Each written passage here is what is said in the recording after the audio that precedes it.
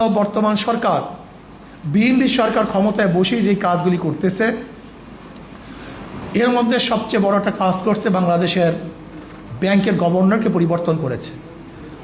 গভর্নরকে পরিবর্তন করছে, এটা করতেই পারে, কিন্তু যাকে গভর্নর নিযুক্ত করছে এটা নিয়ে আমাদের বহুত বড় প্রশ্ন আছে।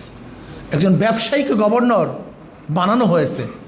অবশ্যই মনে রাখতে হবে ব্যাংকের টাকাগুলি বিএনপির না, এই বাংলাদেশের জনগণের। এই বাংলাদেশের জনগণের টাকা সেভ করার দায়িত্ব কিন্তু জনগণের। যদি কোনো অবস্থাতেই ব্যাংকিং খাত সুস্থ সুন্দর না হয়, ডিফল্টার হয়, তো বাংলাদেশ সমস্ত ব্যবসায়ী কিন্তু ধ্বংস হয়ে যাবে, দেউলিয়া হয়ে যাবে।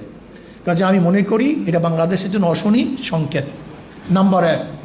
নাম্বার 2, নরসিংদীতে এই ধর্ষণ হয়েছে, আপনারা দেখেছেন, ধর্ষণের পর হত্যা করা হয়েছে।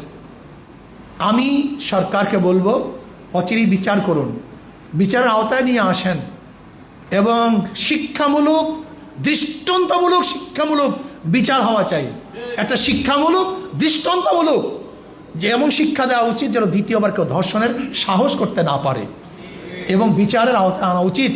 যদি না নেন তাহলে বাংলাদেশের জনগণ তারা কিন্তু আপনার বিরুদ্ধে রাস্তায় নামতে বাধ্য হবে।